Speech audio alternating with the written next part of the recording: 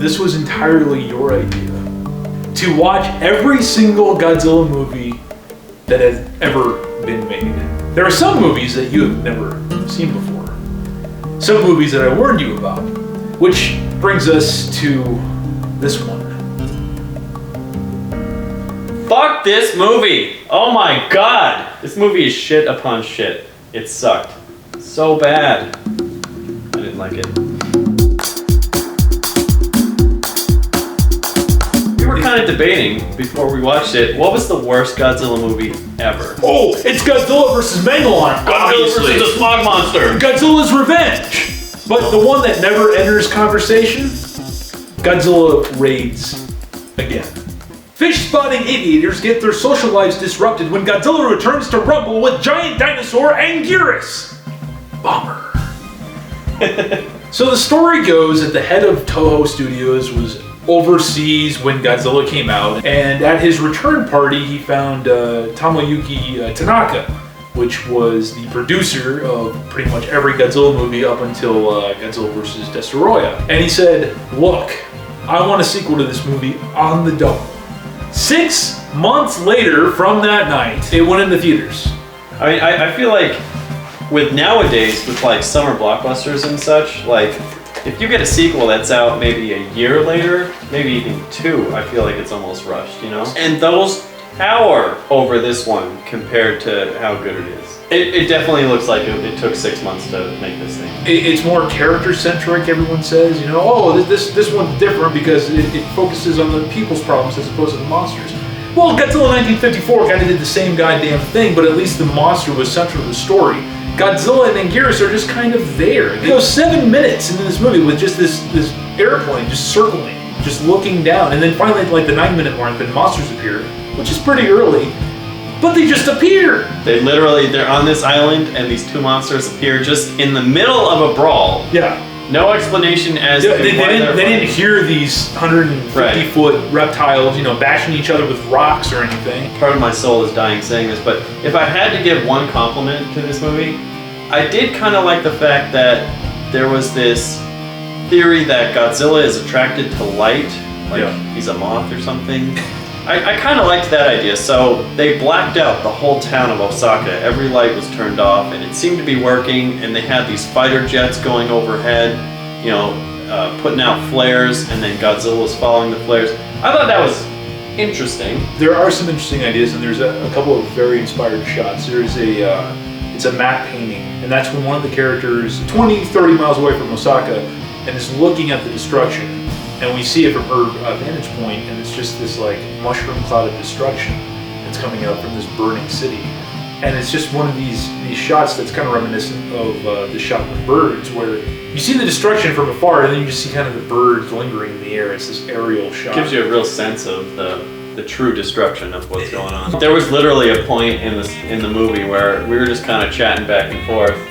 And I turned to you and I was like, what the fuck are we watching? Because there is nothing going on. Someone's getting married to somebody I don't give a crap about. And once the Anguirus is gone, killed, and Godzilla disappears, it's like, oh, well, back to life. Let's go get married, or whatever the hell it is. Like Godzilla's an afterthought. Yeah, and then when Godzilla appears again, oh, well, we have a problem now. This started the tropes of, you know, the uninteresting characters, the monsters kind of coming in. I mean, Godzilla sometimes appears in like the last 45 minutes of like a 2-hour movie or something. Right. But whereas other movies like that have things like Jet Jaguar versus the cockroach god of an underground Caucasian civilization that wants to kill everybody, this movie has people getting married. Yeah, fish spawning aviators wanting to get married. You know, let's give credit where credit's due. I do like Anguirus in there, the monster, this monster foe. Unfortunately, he doesn't really do much. No. He just kind of wrestles around. I have a direct quote from you. Yeah, go ahead. Do you remember this quote? Yes, it's like 2 monkeys trying to fuck a football.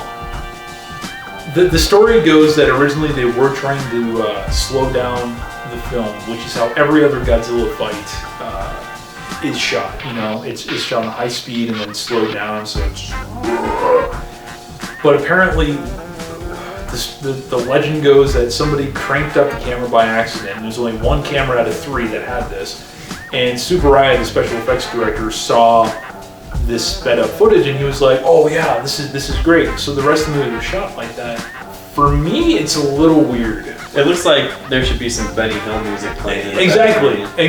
And I guess we got to realize that this is the first Godzilla sequel. You got to hit I don't know. You got to iron out everything. Yeah. But Christ, man. There's this scene where there's these newly escaped prisoners, and they get into a chase with the cops, and this scene goes on for like 5 or 10 minutes.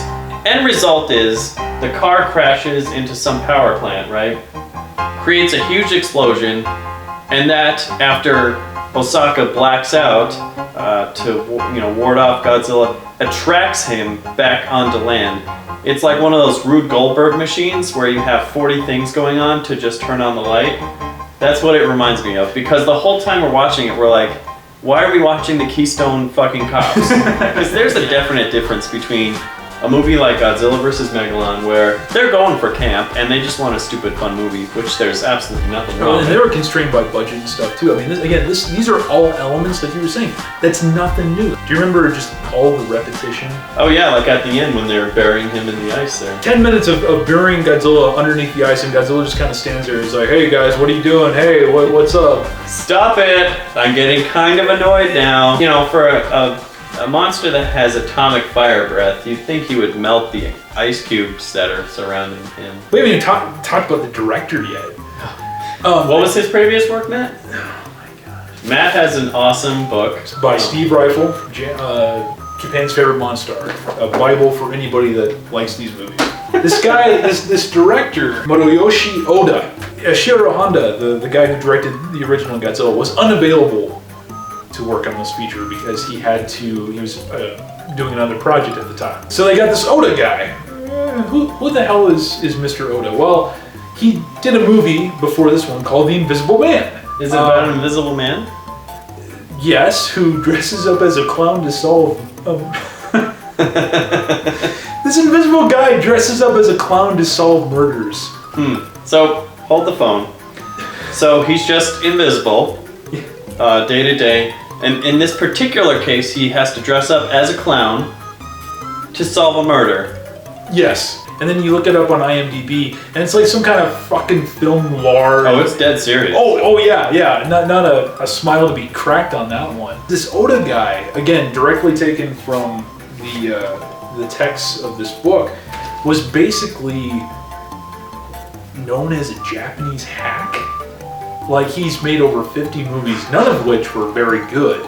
If you listen to the commentary on the Godzilla Raids Again DVD, one of the guys basically says his whole filmmaking style was to get it out by Tuesday, which you watch this movie. It's evident, yeah. Yeah, Toho plugged this guy into whatever project they needed. So this is why he would do a sci-fi film one day, and then it would be a film noir the next, then it'd be a comedy. I feel like he put all those into this pile of crap. This is for all the people who disagree with us that this is the worst Godzilla movie ever made. Let's do the math here. 1962, 1955. How many years difference is that? 7. This movie put Godzilla on ice. Literally! Oh! For 7 years.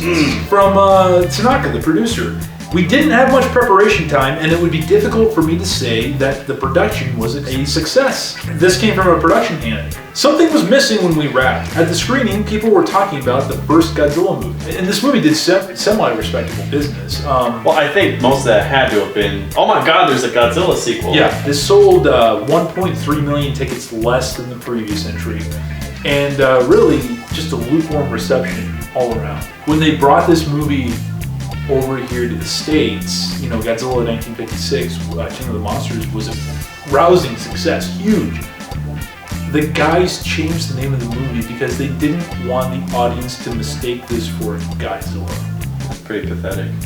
This movie is available by Classic Media. Nice disc, you know what I mean? It's a beautiful way to watch it, and you need to watch it if you're a Godzilla completist. But honest to God, Zilla, I don't think this is one that you necessarily have to go out of your way to watch. In all seriousness, joking aside, is this what you would consider to be the worst Godzilla movie that you've ever seen?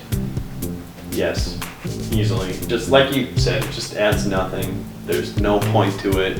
Little redeeming factor. There were a couple cool parts, but I mean, just not enough to make me want to watch it again.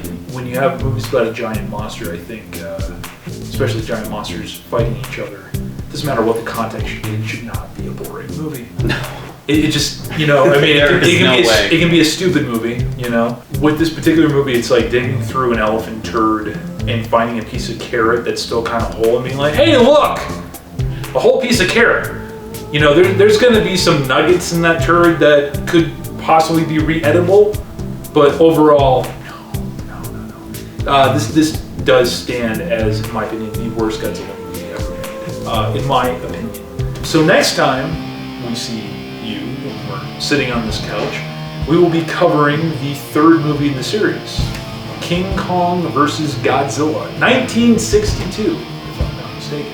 Are you looking forward to this, or are you kind of nervous? I have seen it once before. The American version. Right? Yes, of course, yeah. All the times I've seen it, it's always been on TNT's Monster Vision back in the day.